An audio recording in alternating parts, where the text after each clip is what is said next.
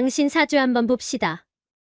무당 최영심의 날카로운 목소리가 고급 한옥 거실에 울려 퍼졌습니다. 지은은 32살로 프리랜서 번역가였죠. 결혼 1년 차였고 조용히 자기 일을 하며 살아가고 있었습니다. 시어머니 박순자가 갑자기 무당을 데려온 건 어제 일이었어요. 아무 예고도 없이 말이죠. 며느리 사주가 어떤지 한번 봐주세요. 요즘 집안에 안 좋은 일이 자꾸 생겨서요. 박순자의 목소리엔 의심이 가득했습니다. 지은은 당황스러웠지만 거부할 수 없었어요. 무당이 지은의 생년월일시를 받아 사주를 펼쳐봤습니다. 그리고 갑자기 표정이 굳어졌죠. 이건 큰일인데요. 무슨 말씀이세요? 박순자가 급하게 물었습니다. 무당은 지은을 째려보듯 바라봤어요. 이 며느리 사주에 흉살이 끼어 있습니다. 집안을 망하게 하는 애군이에요. 당장 내보내지 않으면 100일 안에 집안에 큰 재앙이 닥칩니다. 순간 거실이 조용해졌습니다. 지은의 얼굴이 창백해졌죠. 그게 무슨 말도 안 되는 소리예요? 지은이 떨리는 목소리로 항변했습니다. 하지만 무당은 단호했어요. 사주는 거짓말을 하지 않아요. 이 여자 때문에 가문에 불행이 들어옵니다. 재산도 잃고 건강도 잃고 명예도 잃게 돼요. 박순자의 눈빛이 변했습니다. 원래부터 며느리가 마음에 들지 않았던 터였죠. 집안도 변변치 않고 번역가라는 직업도 불안정해 보였으니까요. 그럼 어떻게 해야 하나요? 박순자가 무당에게 다급하게 물었습니다. 100일 안에 집에서 내보내야 합니다. 그것도 깨끗하게요. 이혼하고 완전히 인연을 끊어야 애군이 따라가지 않습니다. 지은은 믿을 수가 없었어요. 21세기에 이런 일이 일어날 줄은 몰랐죠. 어머니, 이건 미신이에요. 과학적 근거가 전혀 없잖아요. 지은이 필사적으로 말했습니다.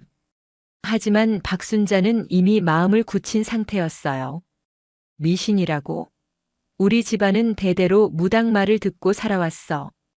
그래서 여기까지 온 거야. 그때 시누이 민지가 방에서 나왔습니다. 28살인 민지는 언니 편을 들어줄 줄 알았는데 전혀 달랐죠. 언니, 무당님 말씀이 맞는 것 같아요. 언니 온 뒤로 우리 집에 좋은 일이 하나도 없었잖아요. 무슨 소리야? 내가 뭘 잘못했는데? 지은이 억울해서 소리쳤습니다. 민지가 손가락으로 하나씩 짚어가며 말했어요. 아버지가 사업에서 손해봤고 우리 오빠도 승진 떨어졌고 저도 남자친구한테 차였어요. 다 언니 온 뒤부터예요. 그건 우연이야. 나랑 무슨 상관이야? 우연이 이렇게 많을 수가 있나요? 무당님 말씀처럼 언니가 애군을 가져온 거예요. 지은은 남편 준혁을 바라봤습니다. 준혁은 소파에 앉아서 아무 말도 하지 않고 있었어요. 준혁 씨, 뭐라고 좀 해봐요. 당신 아내잖아요. 지은의 목소리가 간절했습니다. 준혁이 천천히 고개를 들었어요. 그의 눈빛은 차갑기만 했죠. 지은 씨, 어머니 말씀이 틀린 적이 한 번도 없었어요. 무당님도 유명하신 분이고요. 그게 지금 무슨 소리예요? 나보다 무당 말을 믿는 거예요? 가족을 생각해야죠. 100일 안에 재앙이 온다는데 어떻게 해요? 준혁의 말에 지은의 가슴이 무너져 내렸습니다.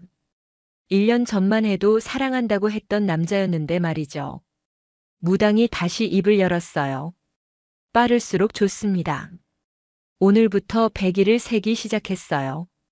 그 안에 내보내지 않으면 집안이 풍비박산납니다. 박순자가 벌떡 일어났습니다. 알겠습니다. 당장 조치하겠어요. 어머니 제발요. 이건 말도 안 돼요.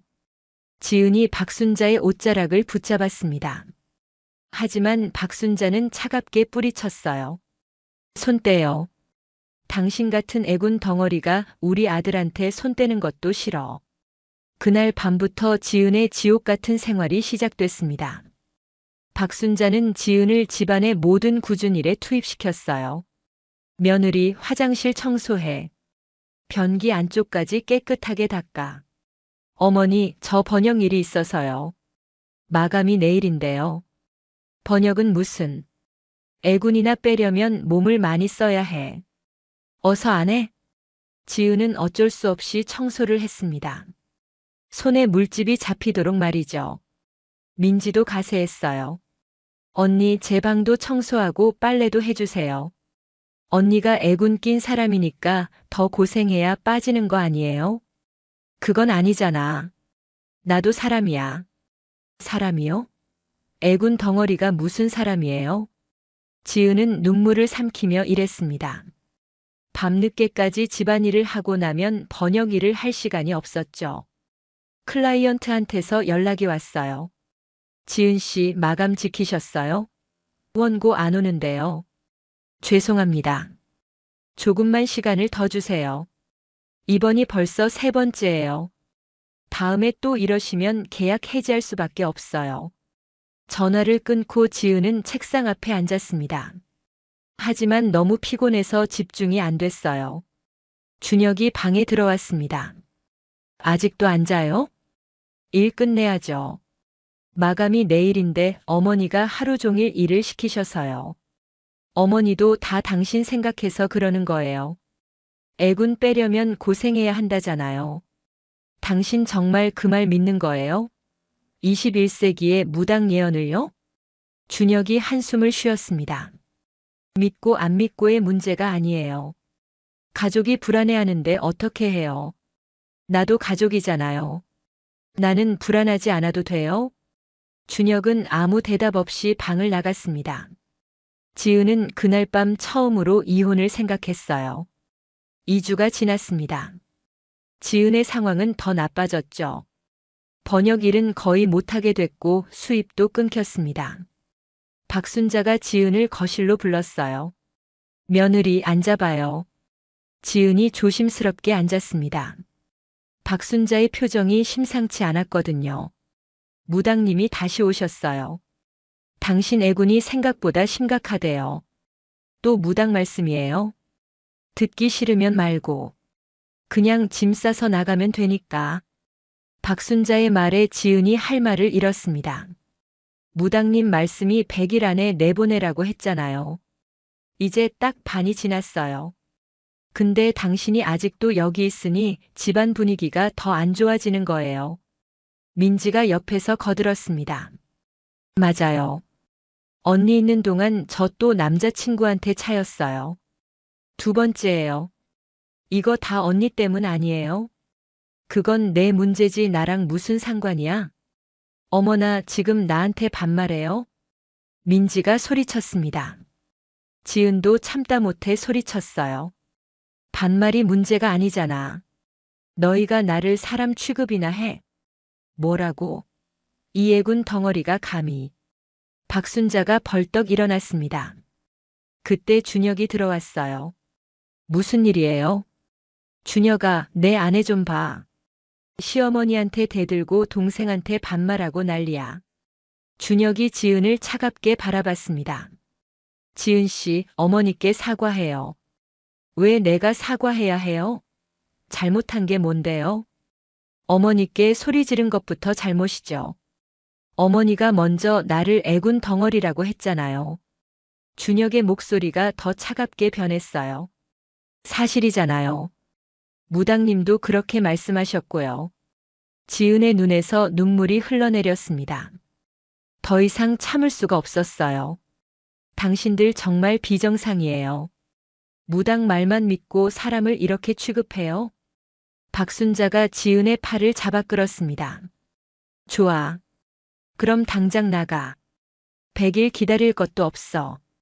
어머니, 저 갈 곳이 없어요. 그게 내가 알 바야? 애군 덩어리가 우리 집에 있으면 안 된다고. 박순자가 지은의 방으로 가서 옷가지를 가방에 마구 집어넣기 시작했습니다. 지은이 황급히 따라갔어요. 어머니, 제발요. 제발 이러지 마세요. 시끄러워. 내가 가져갈 게 뭐가 있어? 가방 하나로도 충분해. 박순자가 가방을 지은에게 던졌습니다. 지은은 가방을 받아들고 준혁을 바라봤어요. 준혁 씨, 정말 이래도 돼요? 우리 부부잖아요. 준혁은 고개를 돌렸습니다. 미안해요. 하지만 가족을 지켜야 해요. 나도 가족이에요. 아니에요. 당신은 애군일 뿐이에요. 준혁의 말에 지은의 마지막 희망이 무너졌습니다. 민지가 현관문을 활짝 열었어요. 어서 나가세요. 다시는 돌아오지 말고요. 지은은 가방을 들고 천천히 현관으로 걸어갔습니다. 비가 내리고 있었죠. 문 앞에서 지은이 마지막으로 뒤돌아봤어요. 언젠가 후회할 거예요. 다들여. 후회는 무슨. 애군이 사라져서 시원해. 박순자의 말이 지은의 등을 떠밀었습니다. 지은은 빗속을 걸으며 눈물을 흘렸어요. 손에 든 건 가방 하나와 결혼 1주년 때 받은 목걸이 뿐이었습니다. 목걸이 뒷면엔 날짜가 새겨져 있었죠. 23년 3월 15일. 지은은 그 날짜가 뭔지 기억이 안 났어요. 결혼 기념일도 아니고 처음 만난 날도 아니었죠. 왜 이 날짜를 새겼을까? 의문이 들었지만 지금은 생각할 여유가 없었습니다. 당장 갈 곳을 찾아야 했으니까요. 지은은 비를 맞으며 거리를 헤맸습니다. 휴대폰을 꺼내 부동산 앱을 켰어요. 당장 들어갈 수 있는 곳을 찾아야 했죠. 보증금 50만 원, 월세 38만 원. 고시텔이었습니다. 다른 선택지가 없었어요. 지은은 고시텔 앞에 도착했습니다.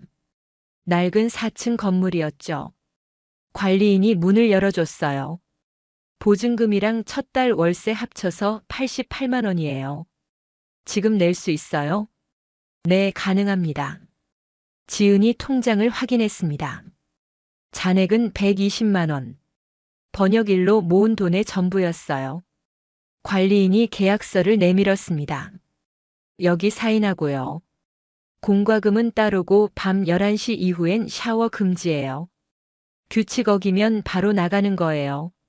알겠습니다. 지은은 떨리는 손으로 사인했습니다. 관리인이 열쇠를 건네줬어요. 3층 7호실이에요. 엘리베이터 없으니까 계단으로 올라가세요. 지은이 가방을 들고 계단을 올랐습니다. 숨이 찼지만 멈출 수 없었어요. 방문을 열자 좁은 공간이 나타났습니다. 2.5평. 침대와 책상, 작은 옷장이 전부였죠. 창문은 손바닥만 했고요. 지은은 가방을 내려놓고 침대에 주저앉았습니다. 그제야 현실이 실감났어요. 어떻게 이런 일이 생긴 걸까? 눈물이 또 나왔습니다. 하지만 오래 울 수는 없었어요. 당장 내일부터 돈을 벌어야 했으니까요. 다음 날 아침 지은은 일찍 일어났습니다. 편의점 야간 알바를 구하러 나갔어요.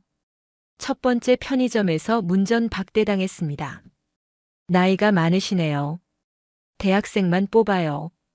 두 번째 편의점은 경력자만 찾았습니다. 편의점 일 해보신 적 있어요? 아니요. 하지만 금방 배울 수 있어요. 죄송해요. 바로 투입 가능한 사람이 필요해서요. 지은은 하루 종일 돌아다녔습니다. 발이 부르트도록 말이죠. 저녁 무렵 한 편의점에서 연락이 왔어요. 내일부터 나올 수 있어요? 밤 11시부터 아침 7시까지. 시급 9,500원이에요. 네, 할 수 있습니다. 첫 출근 날이었습니다. 지은은 떨리는 마음으로 편의점에 들어갔어요. 사장이 간단히 설명했습니다. 계산대 사용법은 이거고요. 물건 진열은 이렇게 하는 거예요. 유통기한 확인은 매일 해야 하고요. 한 번에 너무 많은 정보가 쏟아졌습니다. 하지만 지은은 집중했어요. 첫날 밤은 정신없이 지나갔습니다. 술 취한 손님이 들어와 행패를 부렸고 물건을 떨어뜨려 깨기도 했죠. 야, 아줌마. 이거 왜 이렇게 비싸? 취객이 소주병을 들고 소리쳤습니다. 가격표에 나와 있는 대로예요. 비싸다니까? 깎아줘. 죄송하지만 그럴 수 없어요. 취객이 소주병을 계산대에 내리쳤습니다. 지은은 깜짝 놀랐어요. 뭐야, 반말로 해. 손님한테? 저 죄송합니다. 지은은 고개를 숙였습니다. 자존심이 상했지만 참아야 했어요. 새벽 7시가 되어서야 퇴근할 수 있었습니다. 몸은 피곤했지만 지은은 집에 돌아가지 않았어요. 카페로 향했습니다. 노트북을 펼치고 번역 일을 시작했죠. 밀린 원고가 산더미였습니다. 클라이언트들이 화가 나 있었어요. 지은 씨, 이번이 마지막 기회예요. 내일까지 안 보내시면 계약 해지합니다. 네, 꼭 보내드리겠습니다. 지은은 커피를 마시며 번역에 집중했습니다. 하지만 밤새 일한 탓에 눈이 감겼어요. 손님, 여기서 주무시면 안 돼요. 카페 직원의 목소리에 지은이 깜짝 놀라 일어났습니다. 죄송합니다. 고시텔로 돌아온 시간은 오후 3시였습니다. 잠깐 눈을 붙이고 일어나니 밤 10시였어요. 또 편의점에 갈 시간이었습니다. 이런 생활이 2주 동안 계속됐습니다. 편의점 알바와 번역 일을 병행하니 하루 평균 수면 시간이 4시간이었어요. 월급날이 왔습니다. 통장에 76만 원이 들어왔어요. 2주치 알바비였죠. 지은은 통장을 보며 한숨을 쉬었습니다. 월세 내고 나면 38만 원밖에 안 남았어요. 편의점 갔다가 돌아오는 길이었습니다. 지은은 24시간 김밥 가게에 들렀어요. 김밥 한 줄 주세요. 3,000원이에요. 지은은 지갑을 열었습니다. 1,000원짜리 지폐 몇 장이 전부였죠. 그냥 컵라면으로 할게요. 편의점에서 산 라면으로 끼니를 때우는 게 일상이 됐습니다. 어느 날 밤 편의점에 중년 남자가 들어왔어요. 단골 손님이었습니다. 그는 항상 출판 관련 잡지를 사갔죠. 오늘도 밤샘이세요? 지은이 계산하며 물었습니다. 남자가 피곤한 표정으로 답했어요. 네. 원고 마감이 내일이라서요. 편집자는 항상 바쁘더라고요. 편집자세요? 네. 작은 출판사지만요. 요즘 베스트셀러 만들기가 정말 어려워요. 지은의 눈이 반짝였습니다. 혹시 번역 일도 하세요? 저희 출판사에서요? 당연히 하죠. 해외 책 번역이 요즘 잘 팔리거든요. 그럼 번역가를 찾으시나요? 남자가 지은을 자세히 봤습니다. 왜요? 혹시 관심 있으세요? 네. 저 프리랜서 번역가예요. 영어, 일본어, 중국어 다 가능합니다. 남자가 놀란 표정을 지었어요. 정말요? 그럼 명함 있으세요? 지금은 없는데요. 이메일 주소 드릴까요? 지은이 종이에 이메일을 적어줬습니다. 남자가 받아들며 말했어요. 좋아요. 내일 한번 연락드릴게요. 저는 이현우라고 합니다. 희망출판사 편집장이에요. 감사합니다. 저는 지은이에요. 현우가 나간 후 지은은 가슴이 두근거렸습니다. 혹시 모를 기회였거든요. 다음 날 오후 현우에게서 메일이 왔습니다. 지은 씨, 어제 말씀하신 번역건인데요. 한번 만나서 이야기하고 싶어요. 시간 되세요? 지은은 즉시 답장을 보냈습니다. 네, 가능합니다. 언제 어디서 만날까요? 오후 3시에 저희 출판사로 오실 수 있어요? 주소 보내드릴게요. 지은은 고시텔에서 가장 깨끗한 옷을 골라 입었습니다. 거울을 보니 얼굴이 많이 야위어 있었어요. 희망출판사는 작은 건물 3층에 있었습니다. 지은이 문을 열고 들어가자 현우가 반갑게 맞았어요. 어서 오세요. 앉으세요. 감사합니다. 지은이 자리에 앉았습니다. 현우가 커피를 내왔어요. 포트폴리오 가져오셨어요? 네, 여기 있습니다. 지은이 노트북을 꺼내 번역 작품들을 보여줬습니다. 현우가 꼼꼼히 살펴봤어요. 실력이 좋으시네요. 문장이 자연스러워요. 감사합니다. 그런데 지금 어디 소속되어 계세요? 프리랜서로 일하고 있어요. 현우가 고개를 끄덕였습니다. 저희 출판사에서 해외 베스트셀러를 번역할 사람을 찾고 있어요. 미국 심리 소설인데 한국에 소개되면 대박 날 것 같거든요. 지은의 눈이 빛났습니다. 어떤 책인가요? 현우가 책 표지를 보여줬어요. 지은이 제목을 보더니 놀랐습니다. 이 책이요? 미국에서 100만 부 넘게 팔린 거 아니에요? 맞아요. 판권을 어렵게 땄어요. 번역만 잘 되면 한국에서도 히트칠 거예요. 제가 꼭 하고 싶습니다. 현우가 웃으며 말했어요. 좋아요. 번역료는 페이지당 5,000원. 총 400페이지니까 200만 원이에요. 한 달 안에 가능하세요? 네, 할 수 있습니다. 그럼 계약서 쓰죠. 지은은 떨리는 손으로 계약서에 사인했습니다. 200만 원. 2달치 생활비가 생긴 거였어요. 출판사를 나오며 지은은 하늘을 올려다봤습니다. 드디어 기회가 온 것 같았어요. 그날 밤부터 지은은 미친 듯이 번역에 매달렸습니다. 편의점 일이 끝나면 카페로 가서 번역하고 낮에는 고시텔에서 작업했죠. 잠은 하루 3시간으로 줄였습니다. 몸은 힘들었지만 마음은 가벼웠어요. 2주가 지났습니다. 번역은 순조롭게 진행됐죠. 지은은 책 내용에 푹 빠져 있었어요. 이야기는 가정폭력에서 벗어나 성공하는 여성의 이야기였습니다. 지은의 상황과 비슷했죠. 주인공이 절망에서 일어서는 장면에서 지은은 눈물을 흘렸어요. 나도 할 수 있어. 꼭 일어설 거야. 3주 만에 번역을 끝냈습니다. 지은은 파일을 현우에게 보냈어요. 다음 날 현우에게서 전화가 왔습니다. 지은 씨, 정말 대단해요. 번역이 완벽해요. 문장 하나하나가 살아있어요. 감사합니다. 편집부에서 다들 감탄했어요. 이 정도 실력이면 저희 출판사 전속 번역가로 모시고 싶은데요. 전속이요? 네. 월급제로 일하시면 어떨까요? 기본급 300만 원에 인세는 별도로 드리고요. 지은은 믿을 수가 없었습니다. 정말요?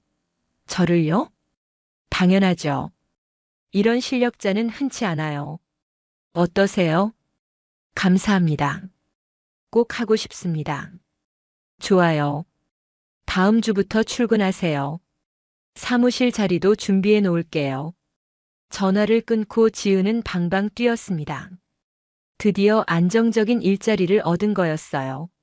하지만 기쁨도 잠시 목에 걸린 목걸이가 눈에 들어왔습니다. 23년 3월 15일. 이 날짜가 계속 신경 쓰였어요. 분명 의미 있는 날인데 기억이 안 났죠. 지은은 휴대폰 달력을 켰습니다. 23년 3월 15일을 검색했어요. 아무것도 나오지 않았습니다. 특별한 날이 아니었죠. 왜 준혁은 이 날짜를 새긴 걸까? 의문이 깊어졌지만 지금은 생각할 여유가 없었습니다. 새로운 시작을 준비해야 했으니까요. 편의점 사장에게 퇴사 의사를 밝혔습니다. 사장님, 다른 일자리를 구해서 그만두려고요.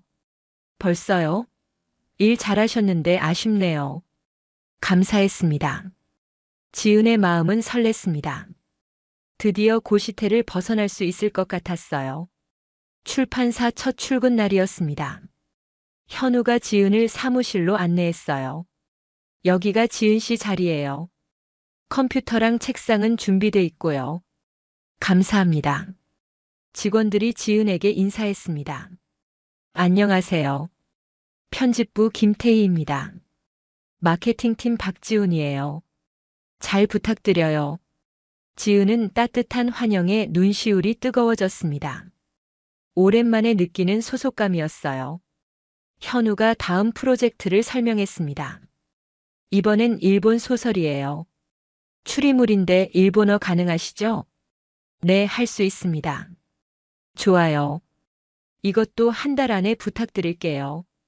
지은은 열심히 일했습니다. 출판사 사람들은 친절했고 일도 재미있었어요. 첫 월급날이 왔습니다. 통장에 300만 원이 들어왔죠. 지은은 통장을 보며 울었습니다. 드디어 사람답게 살 수 있겠구나. 그날 저녁 지은은 오랜만에 제대로 된 식사를 했어요. 고깃집에서 삼겹살 한 인분을 시켰죠. 고기를 씹으며 눈물이 났습니다. 행복의 눈물이었어요. 3개월이 흘렀습니다.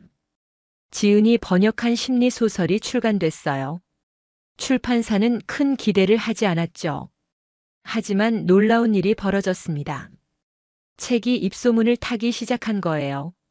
현우가 흥분해서 지은에게 달려왔습니다. 지은 씨, 큰일 났어요. 큰일.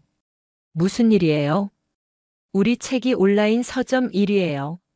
하루 만에 5,000부가 팔렸어요. 정말요? 지은도 믿기지 않았습니다. 현우가 컴퓨터 화면을 보여줬어요. 베스트셀러 1위. 지은이 번역한 책이었습니다. 리뷰 좀 보세요. 번역이 너무 좋다는 댓글이 수백 개예요. 지은이 리뷰를 읽기 시작했어요. 번역이 정말 자연스럽네요. 마치 한국 작가가 쓴 것 같아요. 문장 하나하나가 가슴에 와닿습니다. 번역가님 최고예요. 눈물이 났습니다. 인정받는 기분이었어요. 그 주말 지은은 서점에 가봤습니다. 자기가 번역한 책이 가장 눈에 띄는 곳에 쌓여 있었어요. 손님들이 책을 집어들고 계산대로 향했습니다. 지은은 멀리서 그 모습을 지켜봤죠. 내가 한 일이 이렇게 많은 사람에게 전달되는구나. 뿌듯함이 밀려왔습니다. 출판사로 돌아오자 현우가 기다리고 있었어요. 지은 씨, 잠깐 사장님 사무실로 가시죠. 무슨 일이에요? 좋은 일이에요. 걱정 마세요. 사장실 문을 열자 사장 송민호가 웃으며 맞았습니다. 지은 씨, 앉으세요. 지은이 조심스럽게 앉았어요. 민호가 말을 꺼냈습니다. 이번 책이 대박이 났어요. 일주일 만에 3만 부가 팔렸어요. 이건 우리 출판사 역사상 최고 기록이에요. 정말요? 다 지은 씨 덕분입니다. 그래서 제안이 하나 있어요. 민호가 서류를 내밀었어요. 출판 기획자로 승진하시는 게 어때요? 번역뿐만 아니라 책 기획부터 마케팅까지 맡아주세요. 연봉은 5천만 원으로 올려드리고요. 지은은 눈이 휘둥그레졌습니다. 저를요? 기획자로요? 네. 지은 씨 실력이면 충분히 가능해요. 어떠세요? 감사합니다. 열심히 하겠습니다. 지은은 기획자로 일하기 시작했습니다. 책을 고르고 번역하고 마케팅 전략을 짰어요. 신기하게도 지은이 기획한 책마다 히트를 쳤습니다. 6개월 만에 지은은 출판계에서 유명해졌어요. 업계 사람들이 지은을 찾기 시작했죠. 어느 날 대형 출판사에서 연락이 왔습니다. 지은 씨, 저희 출판사로 오시면 어떨까요? 연봉 1억에 임원 자리를 드리겠습니다. 지은은 흔들리지 않았어요. 죄송합니다. 희망 출판사에 남고 싶어요. 현우가 그 이야기를 듣고 감동했습니다. 지은 씨, 고마워요. 우리 회사를 선택해줘서요. 여기가 제게 기회를 준 곳이잖아요. 그날 밤 민호 사장이 지은을 불렀습니다. 지은 씨, 사실은 제가 사업 확장을 생각 중이에요. 어떤 확장이요? 출판사를 키우고 싶어요. 그런데 자금이 부족해서요. 혹시 지은 씨가 공동대표가 돼주실 수 있을까요? 지은이 놀라서 물었습니다. 저를요? 공동대표로요? 네. 지은 씨 기획 능력이면 회사를 크게 키울 수 있어요. 투자금은 3천만 원만 넣어주시면 돼요. 지분은 30% 드리고요. 지은은 고민했습니다. 3천만 원은 큰 돈이었거든요. 하지만 기회이기도 했죠. 한번 해보겠습니다. 정말요? 감사합니다. 지은은 그동안 모은 돈을 투자했습니다. 3천만 원 전부였어요. 회사는 빠르게 성장했습니다. 지은의 기획력과 민호의 경영 능력이 만나 시너지를 냈죠. 1년 후 희망출판사는 직원이 50명으로 늘어났습니다. 매출도 10배가 됐어요. 지은은 원룸에서 작은 아파트로 이사했습니다. 고시태를 벗어난 지 1년 만이었죠. 새 집에 짐을 풀며 지은은 목걸이를 꺼냈어요. 23년 3월 15일. 여전히 이 날짜가 궁금했습니다. 지은은 휴대폰을 꺼내 검색하기 시작했어요. 23년 3월 15일 저녁. 검색 결과에 이상한 게 나타났습니다. 부동산 계약 기사였어요. 서울 강남구 어아파트 23년 3월 15일 계약 체결. 계약자 김준혁. 지은의 가슴이 철렁했습니다. 준혁이 그날 아파트를 샀다는 거였어요. 하지만 준혁은 돈이 없었습니다. 회사 월급만으로는 강남 아파트를 살 수 없었죠. 그럼 어떻게 산 걸까? 지은은 더 깊이 파고들었습니다. 그리고 충격적인 사실을 발견했어요. 대출 기록이 나왔습니다. 5억 원. 명의자는 황지은. 지은의 이름으로 대출이 나간 거였어요. 이게 무슨 일이지? 지은은 급히 은행에 전화했습니다. 23년 3월 15일에 제 명의로 대출이 나갔나요? 은행 직원이 확인했어요. 네, 맞습니다. 5억 원 대출이 실행됐습니다. 저는 대출받은 적이 없는데요. 본인 명의로 서류가 접수됐습니다. 서명도 돼 있고요. 지은은 식은땀이 흘렀습니다. 준혁이 자기 명의를 도용한 거였어요. 서류 좀 보여주실 수 있나요? 은행에 방문하셔서 본인 확인 후 열람 가능합니다. 지은은 다음 날 바로 은행으로 갔습니다. 서류를 받아보니 충격적이었어요. 서명이 위조돼 있었습니다. 지은의 서명과 비슷하게 흉내낸 거였죠. 소득 증명서도 가짜였어요. 지은이 월 500만 원을 번다고 돼 있었습니다. 지은은 경찰서로 향했습니다. 고소장을 쓰기 위해서였어요. 형사가 서류를 보더니 고개를 끄덕였습니다. 명백한 사기 사건이네요. 명예 도용의 문서 위조까지. 고소하시면 수사 들어갈 수 있어요. 꼭 고소하고 싶습니다. 알겠습니다. 고소장 접수해 드릴게요. 지은은 고소장을 작성했습니다. 손이 떨렸지만 멈추지 않았어요. 현우에게 이 사실을 알렸습니다. 뭐라고요? 남편이 지은 씨 명의를 도용했다고요? 네. 5억 원 대출을 몰래 받았어요. 그건 완전히 범죄예요. 당장 변호사 선임해야 해요. 현우가 아는 변호사를 소개해 줬습니다. 변호사 정수아였어요. 수아가 서류를 검토했습니다. 승소 가능성 높아요. 증거가 명확하거든요. 서명 위조, 소득 증명서 위조, 무단 대출. 다 범죄예요. 얼마나 받아낼 수 있을까요? 대출금 5억 원의 위자료까지 합쳐서 최소 7억 원은 받아낼 수 있어요. 지은은 법적 대응을 시작했습니다. 며칠 후 준혁에게 소장이 발송됐어요. 준혁은 황급히 지은에게 전화했습니다. 지은 씨, 이게 무슨 일이에요? 고소를 하다니요. 당연하죠. 제 명의를 도용했잖아요. 그건 오해예요. 오해요? 5억 원 대출이 오해예요? 준혁이 말을 더듬었습니다. 그때는 어쩔 수 없었어요. 집을 사야 했거든요. 제 허락도 없이요? 서명까지 위조하면서요? 미안해요. 정말 미안해요. 미안하다고 끝날 일이 아니에요. 법정에서 봅시다. 지은은 전화를 끊었습니다.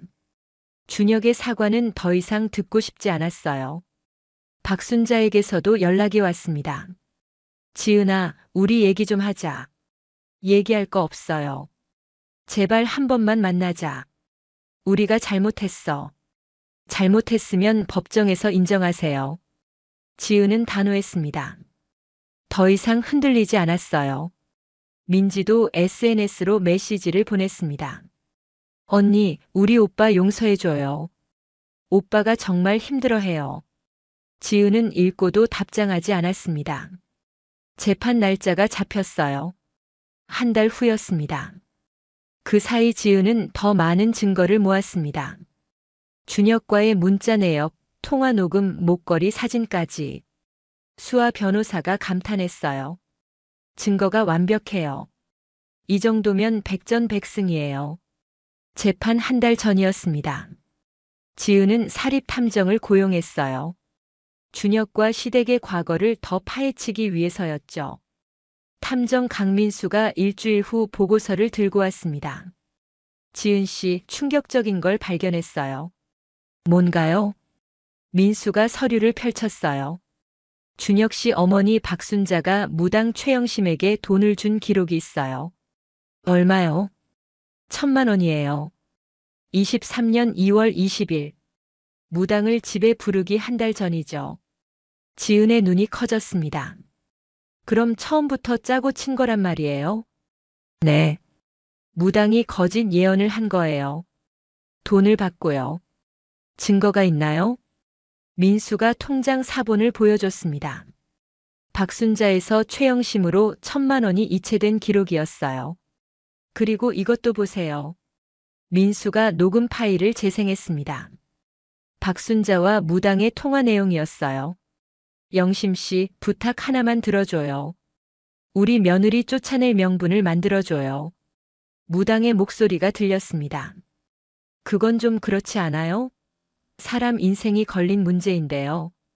1,000만 원 드릴게요. 제발요. 알겠어요. 흉살 끼었다고 하면 되죠. 지은은 분노로 온몸이 떨렸습니다. 이 사람들이 정말 이런 짓을? 더 충격적인 게 있어요. 민수가 또 다른 서류를 꺼냈어요. 준혁 씨가 지은 씨 명의로 대출받기 한 달 전에 박순자와 무당이 만났어요. 그때 계획을 짠 것 같아요. 다 계획된 거였구나. 네. 처음부터 지은 씨를 쫓아내고 명의를 이용할 생각이었던 거예요. 지은의 눈에서 눈물이 흘렀습니다. 분노의 눈물이었어요. 이 증거들 법정에 제출할 수 있나요? 당연하죠. 이건 결정적 증거예요. 지은은 수아 변호사에게 모든 자료를 넘겼습니다. 수아가 서류를 보더니 휘파람을 불었어요. 대박이에요. 이 정도면 상대방 완전히 무너뜨릴 수 있어요. 추가 고소도 가능한가요? 당연히 가능하죠. 무당도 같이 고소할 수 있어요. 사기방조죄로요. 그럼 무당도 고소하고 싶어요. 알겠습니다. 바로 진행할게요. 무당 최영심에게도 소장이 발송됐습니다. 최영심은 황급히 박순자에게 전화했어요. 순자 씨, 큰일 났어요. 며느리가 나를 고소했대요. 박순자의 목소리가 떨렸습니다. 뭐라고? 어떻게 알았지? 탐정을 고용했나 봐요. 우리 통화 내용이랑 계좌이체 기록 다 넘어갔대요. 최영심이 패닉에 빠졌어요. 이거 큰일인데요. 사기죄로 걸리면 저 감옥 가요. 내가 뭐 어떡하라고요. 당신이 알아서 해요. 순자 씨가 돈 주고 부탁했잖아요. 순자 씨도 같이 책임져야죠. 두 사람은 서로를 탓하며 싸웠습니다. 한편 지은은 출판사에서 새로운 프로젝트를 진행하고 있었어요. 해외 베스트셀러 3권을 동시에 기획했죠. 현우가 걱정스럽게 물었습니다. 지은 씨, 재판 때문에 힘들 텐데 일은 괜찮아요? 일하는 게 오히려 마음이 편해요. 아무것도 안 하면 자꾸 생각나거든요. 그래도 무리하지 마세요. 지은은 웃으며 고개를 끄덕였습니다. 책 3권이 동시에 출간됐어요. 놀랍게도 3권 모두 베스트셀러 순위에 올랐습니다. 출판계가 술렁였어요. 업계 신문에 지은의 인터뷰가 실렸죠. 성공 비결이 뭔가요? 독자의 마음을 읽는 거예요. 사람들이 지금 무엇을 원하는지 고민하고 그에 맞는 책을 찾아요. 힘든 시기를 겪으셨다고 들었습니다. 네. 하지만 그 경험이 오히려 독자들의 고통을 이해하는 데 도움이 됐어요. 기사가 나간 후 지은의 SNS 팔로워가 10만 명으로 늘어났습니다. 사람들이 지은의 스토리에 공감했던 거죠. 댓글들이 달렸어요. 고시텔에서 여기까지 오시다니 정말 대단하세요. 저도 힘든 시기인데 용기를 얻었습니다. 지은은 댓글을 읽으며 눈물을 흘렸습니다. 자신의 이야기가 누군가에게 힘이 된다는 게 감사했어요. 재판 일주일 전이었습니다. 준혁 측 변호사에게서 연락이 왔어요. 합의하실 의향 없으세요? 원고님이 원하시는 금액 다 드리겠습니다. 수아가 지은에게 물었습니다. 어떻게 할까요? 합의하면 빨리 끝낼 수 있어요. 지은은 고개를 저었어요. 아니요. 법정에서 제대로 심판받게 하고 싶어요. 돈 문제가 아니에요. 알겠습니다. 거절하겠습니다. 준혁 측은 합의금을 10억까지 올렸습니다. 하지만 지은은 흔들리지 않았어요. 박순자가 직접 출판사로 찾아왔습니다. 경비가 막았지만 로비에서 소리를 질렀어요. 지은아, 나 좀 만나줘. 제발 부탁이야. 직원들이 수군거렸습니다. 지은은 할 수 없이 1층으로 내려갔어요. 박순자는 예전과 달리 초라한 모습이었습니다. 머리는 부스스했고 옷도 구겨져 있었죠. 무슨 일이세요? 지은의 목소리는 냉정했습니다. 지은아, 우리가 정말 잘못했어. 용서해줘. 법정에서 인정하세요. 우리 집안이 망했어. 준혁이는 회사에서 잘렸고 민지는 우울증 걸렸어. 제발 고소 취하해줘. 그건 어머니가 자초한 일이에요. 박순자가 무릎을 꿇으려 했습니다. 지은이 막았어요. 그러지 마세요. 보기 안 좋아요. 제발 한 번만 봐줘. 내가 뭐든지 할게. 어머니가 할 수 있는 건 법정에서 진실을 말하는 것뿐이에요. 지은은 돌아서서 엘리베이터에 탔습니다. 박순자의 울음소리가 들렸지만 돌아보지 않았어요. 그날 밤 지은은 목걸이를 다시 꺼내봤습니다. 23년 3월 15일. 이제 그 날짜의 의미를 알았어요. 준혁이 자기를 배신한 날이었죠. 지은은 목걸이를 쓰레기통에 버렸습니다. 더 이상 필요 없었어요. 재판 전날 밤이었습니다. 지은은 긴장돼서 잠을 이루지 못했어요. 현우가 격려 메시지를 보냈습니다. 내일 잘하실 거예요. 저희가 응원하고 있어요. 지은은 메시지를 읽으며 용기를 냈습니다. 다음 날 아침 법정에 도착했어요. 방청석에는 언론사 기자들과 출판사 동료들이 앉아 있었습니다. 준혁과 박순자, 민지는 피고석에 앉아 있었어요. 최영심 무당도 함께였죠. 재판장이 입장했습니다. 지금부터 사기 및 명의도용 사건 재판을 시작하겠습니다. 수아 변호사가 일어서서 증거를 제출하기 시작했어요. 첫 번째 증거입니다. 피고 박순자가 무당 최영심에게 1,000만 원을 이체한 기록입니다. 화면에 통장 내역이 떴습니다. 준혁 측 변호사가 당황했어요. 두 번째 증거는 박순자와 최영심의 통화 녹음입니다. 녹음 파일이 재생됐습니다. 법정에 박순자의 목소리가 울려 퍼졌어요. 영심 씨, 우리 며느리 쫓아낼 명분을 만들어줘요. 법정이 술렁였습니다. 재판장이 정숙을 요구했어요. 세 번째 증거는 피고 김준혁이 원고 명의로 위조한 대출 서류입니다. 서류가 화면에 나타났습니다. 위조된 서명이 선명했죠. 준혁이 고개를 떨어뜨렸습니다. 박순자는 입술을 깨물고 있었어요. 마지막 증거는 목걸이입니다. 피고가 원고에게 준 선물인데 대출일이 새겨져 있습니다. 지은이 목걸이 사진을 제출했어요. 23년 3월 15일. 재판장이 피고들에게 물었습니다. 피고 측 반박하실 게 있습니까? 준혁의 변호사가 일어섰어요. 저희 측은 일부 사실을 인정합니다. 하지만 악의는 없었습니다. 수아가 즉시 반박했습니다. 악의가 없다고요? 계획적으로 며느리를 쫓아내고 명의를 도용했는데요. 그건 피고 측 변호사가 말을 잇지 못했습니다.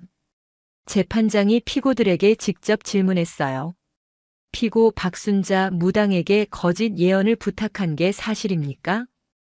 박순자가 떨리는 목소리로 답했습니다. 네, 사실입니다. 피고 김준혁 원고 명의를 도용한 게 사실입니까? 준혁도 고개를 숙였어요. 네, 맞습니다. 법정이 조용해졌습니다. 지은은 가슴이 두근거렸어요. 재판장이 말했습니다. 증거가 명확하므로 피고들에게 유죄를 선고합니다. 구체적 형량은 다음 공판에서 결정하겠습니다. 방청석에서 박수가 터져 나왔습니다. 지은은 안도의 눈물을 흘렸어요. 드디어 정의가 실현되는 순간이었죠. 법정을 나오며 기자들이 몰려들었습니다. 지금 기분이 어떠세요? 정의가 승리했다는 게 믿기지 않아요. 앞으로 계획은요? 제 일에 더 집중하고 싶어요. 그리고 저처럼 힘든 사람들을 돕고 싶습니다. 현우와 동료들이 지은을 안아줬어요. 정말 수고했어요. 다들 고마워요.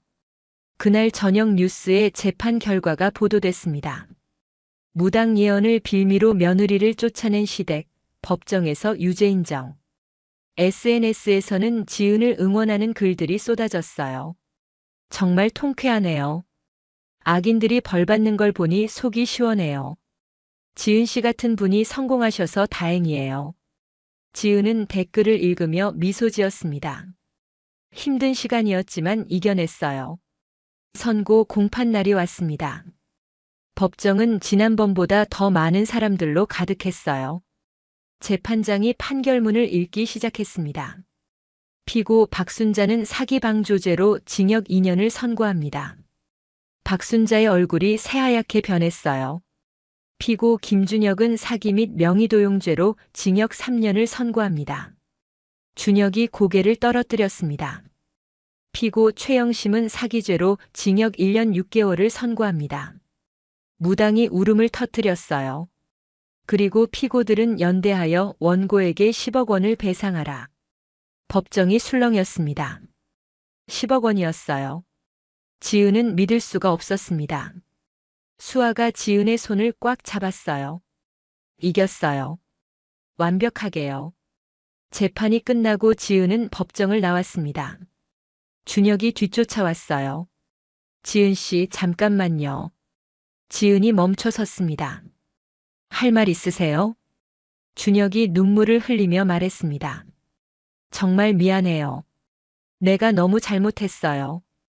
이제 와서 미안하다고 하면 뭐해요? 한 번만 용서해줘요. 다시 시작할 수 있잖아요. 지은이 차갑게 웃었어요. 다시 시작요? 절대 그런 일 없을 거예요. 지은 씨, 제발. 준혁 씨는 저를 사랑한 적이 없었어요. 처음부터 이용할 생각이었죠. 그게 아니에요. 아니면 뭐예요? 제 명의로 몰래 대출받은 게 사랑이에요? 준혁은 할 말을 잃었습니다. 이제 각자의 길을 가요. 다시는 연락하지 마세요. 지은은 돌아서서 걸어갔습니다. 준혁의 울음소리가 들렸지만 뒤돌아보지 않았어요. 판결 후 지은의 삶은 더욱 바빠졌습니다. 출판사는 폭발적으로 성장했어요. 민호 사장이 지은을 불렀습니다. 지은 씨, 좋은 소식이 있어요. 무슨 소식이에요? 대형 투자사에서 우리 회사에 투자하고 싶대요. 100억 원이에요. 100억이요? 네. 지은 씨 기획력을 높이 평가했대요. 투자 받으면 회사를 상장할 수 있어요. 지은의 가슴이 뛰었습니다. 정말요? 상장까지요? 네. 지은 씨 지분 30%니까 상장하면 수백억 가치가 될 거예요. 지은은 꿈만 같았어요. 2년 전 고시텔에서 라면 먹던 자신이 떠올랐죠. 투자는 순조롭게 진행됐습니다. 희망출판사는 희망미디어 그룹으로 확장됐어요. 출판뿐 아니라 영화, 드라마 제작까지 사업을 늘렸죠. 지은은 부사장 직함을 받았습니다. 나이 35세에 대기업 임원이 된 거예요. 언론이 지은의 성공 스토리를 대서특필했습니다. 고시텔에서 재벌 임원으로 황지은의 기적 같은 이야기. 방송국에서 출연 요청이 쏟아졌어요. 지은은 몇 개를 선택해서 나갔습니다. 토크쇼에서 MC가 물었어요. 가장 힘들었던 순간은 언제였나요? 시댁에서 쫓겨나 큰 캐리어 하나 들고 비 맞으며 서 있을 때요. 그때는 정말 막막했어요. 어떻게 이겨내셨어요? 포기하지 않았어요. 내일은 오늘보다 나을 거라고 믿었죠. 시청자들이 지은의 이야기에 감동했습니다. 방송 후 SNS 팔로워가 50만 명으로 늘어났어요. 한편 시댁 식구들의 삶은 파탄났습니다. 준혁은 수감됐고 박순자도 감옥에 갔어요. 민지는 혼자 남아 힘들게 살고 있었습니다. 아르바이트를 전전하며 생계를 이어갔죠. 민지가 지은에게 메시지를 보냈어요. 언니 정말 잘못했어요. 한 번만 도와주세요. 지은은 메시지를 읽었지만 답장하지 않았습니다. 현우가 지은에게 조언했어요. 너무 매정하게 하진 마세요. 사람은 용서할 줄도 알아야 해요. 전 아직 준비가 안 됐어요. 알겠어요. 지은 씨 마음이 편한 게 중요하죠. 회사는 계속 성장했습니다. 상장 준비도 착착 진행됐어요. 1년 후 희망미디어 그룹이 코스닥에 상장됐습니다. 첫날 주가가 200% 급등했어요. 지은의 지분 가치는 500억 원이 됐습니다. 억만장자가 된 거죠. 현우가 축하 파티를 열었어요. 직원들이 모두 모였습니다. 지은 씨 덕분에 우리가 여기까지 왔어요. 아니에요. 다들 함께 노력한 결과예요. 지은은 샴페인을 들며 미소 지었습니다. 그날 밤 지은은 혼자 한강을 산책했어요. 반짝이는 야경을 보며 감회가 새로웠죠. 정말 여기까지 왔구나. 핸드폰이 울렸습니다. 모르는 번호였어요. 여보세요? 지은 씨, 저예요. 준혁이요. 지은의 표정이 굳었습니다. 어떻게 전화했어요? 수감 중이잖아요. 면회 신청하고 싶어서요. 한 번만 만나줘요. 만날 이유가 없는데요. 제발요. 할 말이 있어요. 지은은 잠시 고민했습니다. 딱 한 번만이에요. 다음 주 토요일에 갈게요. 고마워요. 정말 고마워요. 전화를 끊고 지은은 한숨을 쉬었어요. 왜 만나주겠다고 한 건지 자신도 모르겠습니다. 다음 주 토요일 지은은 교도소를 찾았습니다. 면회실에 앉아 준혁을 기다렸어요. 준혁이 들어왔습니다. 많이 야위어 있었죠. 도와줘서 고마워요. 할 말이 뭐예요? 준혁이 고개를 숙였습니다. 진심으로 사과하고 싶어요. 내가 정말 잘못했어요. 이제 와서 사과가 무슨 소용이에요? 알아요. 용서받을 수 없다는 거. 그래도 말하고 싶었어요. 지은은 준혁을 바라봤습니다. 한 가지 물어볼게요. 처음부터 계획이었어요? 준혁이 눈물을 흘렸어요. 아니에요. 처음엔 정말 사랑했어요. 그럼 언제부터요? 어머니가 며느리 명의로 돈을 빌리라고 했을 때요. 거절했어야 하는데 못했어요. 왜요? 겁이 났어요. 어머니한테 미움받을까 봐요. 지은은 한숨을 쉬었습니다. 준혁 씨는 평생 어머니 그늘에서 못 벗어날 거예요. 알아요. 이제야 깨달았어요. 너무 늦었어요. 지은이 일어섰습니다. 잘 지내세요. 다시는 연락하지 마세요. 지은 씨 행복하세요. 진심으로요. 지은은 고개를 끄덕이고 면회실을 나왔습니다. 교도소를 나오며 지은은 가볍게 느껴졌어요. 마지막 미련까지 정리한 기분이었죠. 2년이 흘렀습니다. 희망미디어 그룹은 업계 1위로 성장했어요. 지은은 대표이사가 됐죠. 회사는 50층 빌딩에 본사를 두고 있었습니다. 최고층 사장실에서 서울 전경이 한눈에 들어왔어요. 비서 김수진이 들어왔습니다. 대표님, 오늘 일정 확인해 드릴게요. 네, 말씀하세요. 오전 10시 투자사 미팅, 오후 2시 신규 프로젝트 회의, 저녁 6시 자선단체 만찬이 있습니다. 알겠습니다. 그리고 1층 로비에 민원인이 와 있습니다. 민원인이요? 네. 시댁 식구분들이라고 하시는데요. 지은의 표정이 굳었습니다. 얼마나 있었나요? 새벽부터요. 계속 무릎 꿇고 계세요. 지은은 한숨을 쉬었습니다. 알겠어요. 잠시 후에 내려가 볼게요. 지은은 창밖을 바라봤습니다. 2년 만에 그들이 나타난 거예요. 현우가 사무실로 들어왔습니다. 이제 전무직함을 달고 있었죠. 지은 씨 들었어요. 시댁 식구들이 왔다면서요? 네. 어떻게 해야 할지 모르겠어요. 만나볼 생각이에요? 한 번은 만나야 할 것 같아요. 계속 피할 수만은 없잖아요. 그래도 조심하세요. 또 무슨 꿍꿍이가 있을지 몰라요. 알겠어요. 지은은 엘리베이터를 타고 1층으로 내려갔습니다. 로비에는 박순자, 준혁, 민지가 무릎을 꿇고 앉아 있었어요. 출소한 지 얼마 안 된 모습이었죠. 박순자의 머리는 완전히 새었고 준혁은 많이 늙어 보였습니다. 민지는 야위어 있었어요. 지나가는 사람들이 수군거렸습니다. 저 사람들 누구야? 왜 저러고 있지? 경비가 그들에게 말했어요. 여기서 이러시면 안 됩니다. 나가세요. 박순자가 울먹이며 답했습니다.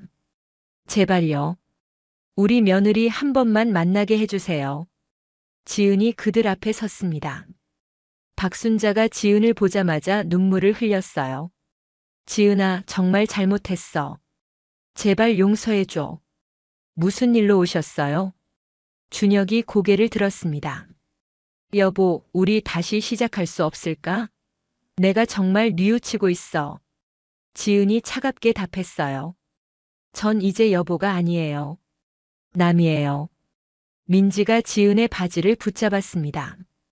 언니, 우리 정말 힘들어요. 갈 곳도 없고 일자리도 없어요. 도와주세요. 지은은 그들을 내려다봤습니다. 예전 같았으면 불쌍하다고 느꼈을 거예요. 하지만 지금은 달랐죠. 왜 지금 와서 이러세요? 박순자가 머리를 조아렸어요. 우리가 미쳤었어. 무당 말 같은 걸 믿고 너를 쫓아냈으니까. 정말 후회하고 있어. 후회요? 제가 성공했으니까 후회하시는 거죠? 아니야. 진심으로 잘못을 뉘우치고 있어. 지은이 냉소를 지었습니다. 제가 여전히 고시텔에 살고 있었어도 찾아오셨을까요? 그건 박순자가 말을 잇지 못했습니다. 솔직하게 말씀하세요. 제 돈이 필요하니까 온 거잖아요. 준혁이 급히 말했어요. 아니야. 정말 너를 만나고 싶었어. 다시 가족이 되고 싶어. 가족이요? 가족이 서로에게 그렇게 하나요? 지은의 목소리가 떨렸습니다. 무당 예언 핑계로 저를 쫓아내고 제 명의를 도용했잖아요. 그게 가족이 할 짓인가요? 민지가 울면서 말했습니다. 언니, 우리 정말 잘못했어요. 한 번만 봐주세요. 한 번요? 전수 없이 봐줬어요. 그때마다 배신당했죠. 지은이 그들에게서 한 걸음 물러섰습니다. 박순자가 바닥에 엎드렸어요. 제발 우리를 도와줘. 굶어 죽게 생겼어. 그건 제 책임이 아니에요. 스스로 자초한 일이죠. 정말 매정하게 구는구나. 박순자가 원망 섞인 목소리로 말했습니다. 매정한 게 아니에요. 현실적인 거죠. 어머니가 저한테 그렇게 했잖아요. 우리가 너를 키워준 건데. 지은이 웃었어요. 키워주셨다고요? 결혼하고 1년도 안 돼서 쫓아내셨는데요.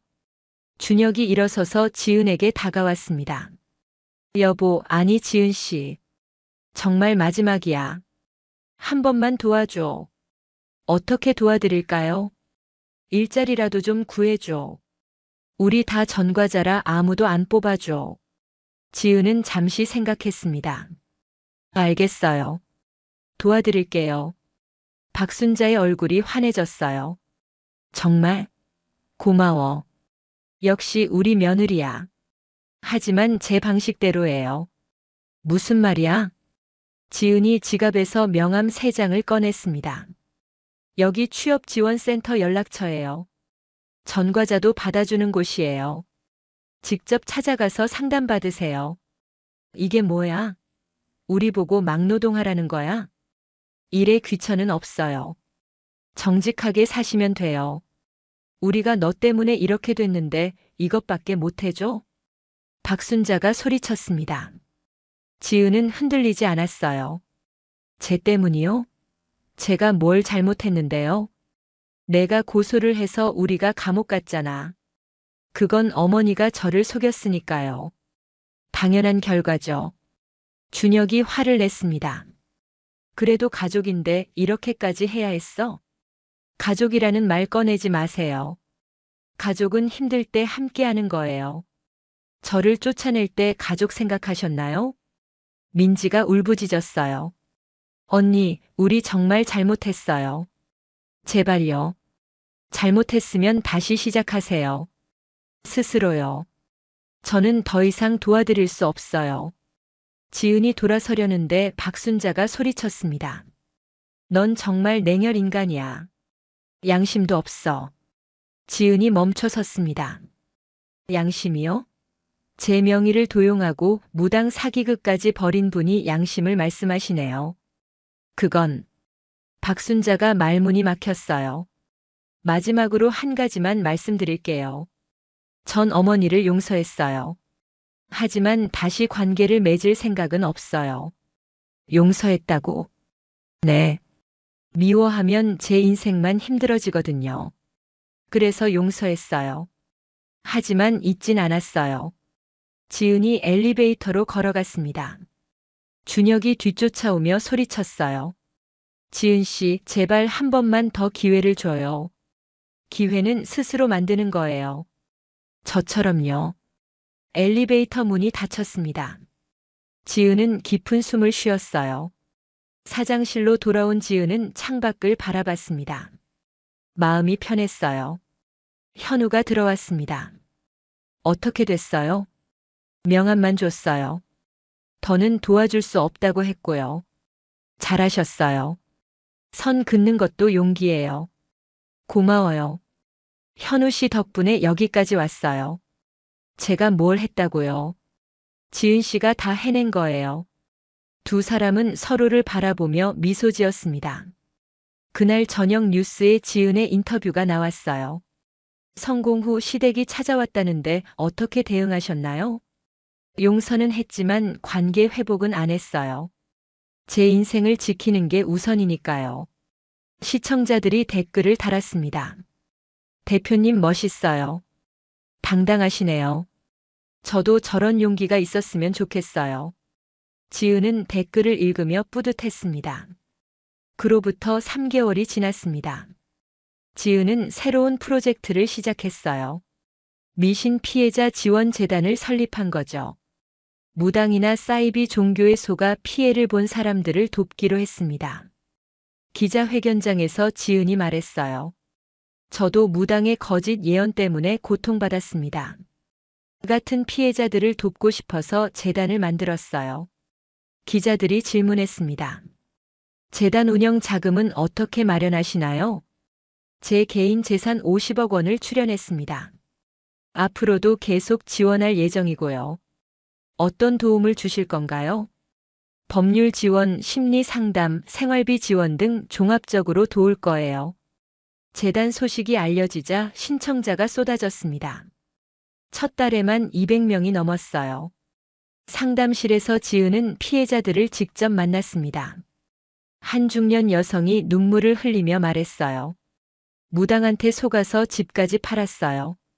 아들 병 고친다고요. 근데 다 거짓말이었어요. 지은이 여성의 손을 잡았습니다. 이제 괜찮아요. 저희가 도와드릴게요. 정말요? 법적으로 돈 돌려받을 수 있나요? 네. 변호사를 연결해 드릴게요. 꼭 되찾으실 거예요. 여성이 감사의 눈물을 흘렸습니다. 재단 활동이 언론에 대서특필됐어요. 지은은 미신 피해 근절 운동의 상징이 됐죠. 방송국에서 다큐멘터리 제작을 제안했습니다. 대표님 이야기로 다큐를 만들고 싶어요. 많은 사람에게 희망을 줄 수 있을 것 같아요. 좋아요. 하지만 제 이야기보다 피해자들 이야기를 더 담아주세요. 알겠습니다. 다큐 촬영이 시작됐습니다. 지은의 고시텔 시절부터 현재까지를 담았어요. 촬영팀은 지은이 살았던 고시텔도 찾아갔습니다.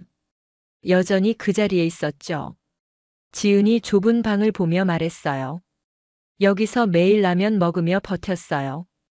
포기하고 싶었지만 참았죠. 무엇이 버티게 했나요? 언젠가는 나아질 거라는 믿음이요. 그리고 복수하고 싶은 마음도요. 복수요? 네. 저를 무시한 사람들에게 보여주고 싶었어요.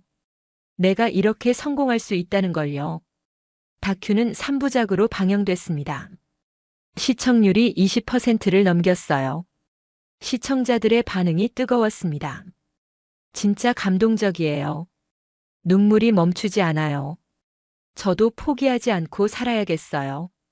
지은의 SNS 팔로워가 100만 명을 돌파했습니다. 한편 시댁 식구들은 여전히 힘든 생활을 하고 있었어요. 하지만 조금씩 변하고 있었습니다. 준혁은 건설 현장에서 일하고 있었어요. 막노동이었지만 성실하게 했죠. 현장 소장이 준혁을 불렀습니다. 김 씨 일 잘하시네요. 다음 달부터 반장으로 올려드릴게요. 정말요? 감사합니다. 준혁은 처음으로 자기 노력으로 인정받는 기분을 느꼈어요. 박순자는 식당에서 설거지 일을 하고 있었습니다. 허리가 아팠지만 참았어요. 사장이 박순자에게 말했습니다. 어머니, 손님들이 반찬 맛있다고 하시네요. 솜씨가 좋으세요. 고맙습니다. 박순자는 작은 칭찬에도 뿌듯했습니다. 처음으로 자기 손으로 번 돈의 가치를 알았죠. 민지는 카페에서 아르바이트를 했어요. 처음엔 힘들었지만 점점 적응했습니다. 단골 손님이 민지에게 말했어요. 커피 맛이 정말 좋아요. 재능 있으시네요. 감사합니다. 민지는 웃으며 답했습니다. 남에게 칭찬받는 게 이렇게 기분 좋은 줄 몰랐어요. 6개월이 지났습니다. 시댁 식구들은 조금씩 삶을 회복하고 있었어요. 어느 날 준혁이 박순자와 민지를 불렀습니다. 우리 지은 씨한테 사과 편지를 쓰자. 편지요? 네. 진심을 담아서요. 용서를 바라는 게 아니라 정말 미안하다고요. 셋은 밤새 편지를 썼습니다. 준혁이 먼저 시작했어요. 지은 씨, 제가 정말 잘못했습니다. 당신을 이용하고 배신한 건 제 인생 최대 실수였어요. 용서를 바라진 않습니다. 다만 진심으로 사죄하고 싶었어요. 이제야 깨달았습니다. 당신이 얼마나 소중한 사람이었는지를요. 박순자도 펜을 들었습니다. 며느리, 아니 지은 씨. 내가 정말 미쳤었어요. 무당 말 같은 걸 믿고 당신을 쫓아낸 게 평생 후회됩니다. 당신이 성공해서 찾아간 게 아니에요. 정말 잘못을 뉘우쳐서예요. 당신의 행복을 빕니다. 민지도 편지를 썼어요. 언니, 제가 너무 철없었어요. 언니한테 얼마나 못되게 굴었는지 이제야 알았어요. 용서받을 자격은 없지만 진심으로 사과합니다. 언니의 성공을 진심으로 축하해요. 편지를 봉투에 넣고 회사로 보냈습니다. 일주일 후 지은에게 편지가 도착했어요. 비서가 가져왔습니다. 대표님, 시댁에서 편지가 왔어요. 지은은 편지를 받아들었습니다. 한참을 바라보다 뜯어봤어요. 세 통의 편지를 차례로 읽었습니다. 눈물이 났어요. 현우가 들어와서 지은을 봤습니다. 무슨 일이에요? 시댁에서 사과 편지를 보냈어요. 어떤 내용인데요? 진심이 느껴져요. 처음으로요. 그럼 어떻게 할 거예요? 지은은 한참을 고민했습니다. 답장을 쓸 거예요. 하지만 관계 회복은 아니고요. 지은은 답장을 썼습니다. 준혁 씨, 박순자 씨, 민지 씨. 편지 잘 받았습니다. 진심이 느껴졌어요. 저도 오래 고민했어요. 용서할까 말까. 결론은 용서하기로 했어요. 하지만 예전처럼 돌아갈 순 없어요. 각자의 길을 가는 게 맞는 것 같아요. 건강하게 사세요.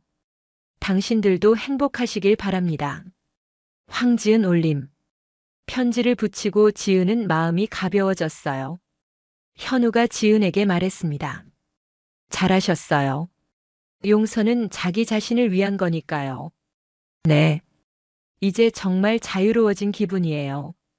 1년 후 희망미디어 그룹은 매출 5천억 원을 달성했습니다. 지은은 업계 최고의 CEO가 됐어요. 경제 잡지 표지 모델로 선정됐습니다. 제목은 이랬죠. 고시텔에서 재벌로 황지은의 기적. 시상식 시즌이 왔습니다. 지은은 올해의 CEO상을 받았어요. 단상에 올라 수상 소감을 말했습니다. 감사합니다. 이 상은 저 혼자 받는 게 아니에요. 저를 도와준 모든 분들, 그리고 어려운 시기를 함께한 분들의 상입니다. 박수가 쏟아졌습니다. 특히 포기하지 않고 버틴 제 자신에게 감사하고 싶어요.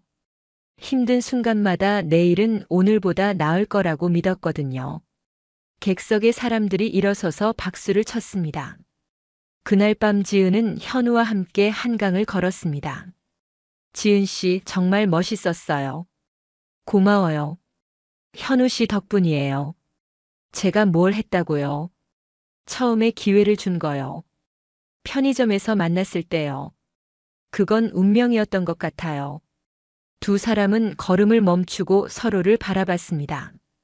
현우가 조심스럽게 말했어요. 지은 씨, 저 고백할 게 있어요. 뭔데요? 사실 편의점에서 처음 봤을 때부터 좋아했어요. 지은이 놀라서 물었습니다. 정말요? 네. 그때 지은 씨 눈빛이 달랐어요. 힘들어도 포기하지 않는 강인함이 보였거든요. 저는 몰랐어요. 말할 타이밍이 없었어요. 근데 이제 말하고 싶어요. 지은 씨, 저와 함께 해주시겠어요? 지은의 눈에 눈물이 고였습니다. 네. 좋아요. 두 사람은 포옹했습니다. 한강의 야경이 그들을 축복하는 것 같았어요. 6개월 후 지은과 현우는 조용한 결혼식을 올렸습니다. 친한 동료들과 재단 식구들만 초대했어요. 시댁 식구들은 초대하지 않았습니다. 하지만 축하 화환을 보내왔어요. 화환 리본에는 이렇게 적혀 있었습니다. 진심으로 축하합니다. 행복하세요. 준혁, 박순자, 민지 올림. 지은은 화환을 보며 미소 지었습니다. 현우가 물었어요. 괜찮아요? 네. 이제 정말 괜찮아요. 결혼식에서 지은이 말했습니다. 저는 많은 것을 잃었지만 더 많은 것을 얻었어요. 진짜 가족이 누군지 알게 됐고 진정한 사랑을 만났습니다. 하객들이 박수를 보냈어요. 그리고 가장 중요한 건 제 자신을 찾았다는 거예요. 포기하지 않는 저를요. 현우가 지은의 손을 꼭 잡았습니다. 신혼여행은 유럽으로 갔어요. 2주 동안 여유롭게 쉬었죠. 파리의 에펠탑 앞에서 지은이 말했습니다. 4년 전만 해도 상상도 못했어요. 이렇게 행복할 수 있을 줄이요. 지금도 믿기지 않아요? 가끔은요.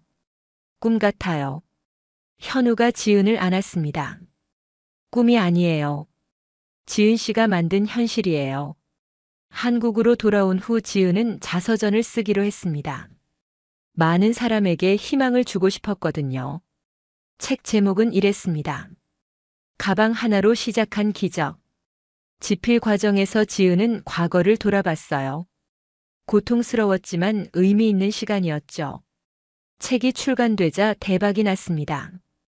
출간 일주일 만에 10만 부가 팔렸어요. 독자들의 반응이 뜨거웠습니다. 이 책을 읽고 인생이 바뀌었어요. 저도 포기하지 않고 버틸 거예요. 사인회에서 한 젊은 여성이 지은에게 말했습니다. 저도 지금 고시텔에 살아요. 힘들지만 대표님처럼 되고 싶어요. 지은이 여성의 손을 잡았어요. 꼭 될 수 있어요. 포기하지 마세요. 여성이 눈물을 흘렸습니다. 책인세는 모두 재단에 기부했습니다. 50억 원이 넘었어요. 재단은 더 많은 사람을 도울 수 있게 됐죠. 2년이 더 지났습니다. 지은과 현우 사이에 쌍둥이 딸이 태어났어요. 병실에서 아기를 안은 지은이 말했습니다. 이 아이들에게는 사랑만 줄 거예요. 무당 예언 같은 건 절대 안 돼요. 현우가 웃으며 답했어요. 당연하죠. 우리 딸들은 행복하게 자랄 거예요. 어느 날 지은은 예전 살던 고시텔을 다시 찾았습니다. 건물은 여전히 그 자리에 있었어요. 관리인이 지은을 알아봤습니다. 어머, 지은 씨? TV에서 봤어요. 정말 대단하시더라고요. 감사해요. 제가 살던 방 좀 볼 수 있을까요? 지금 비어 있어요. 가보세요. 지은은 3층 7호실 문을 열었습니다. 여전히 좁고 낡은 방이었어요. 지은은 방 안에 서서 과거를 떠올렸습니다. 이 방에서 라면 먹으며 울었던 밤들이 생각나요. 하지만 포기하지 않았어요.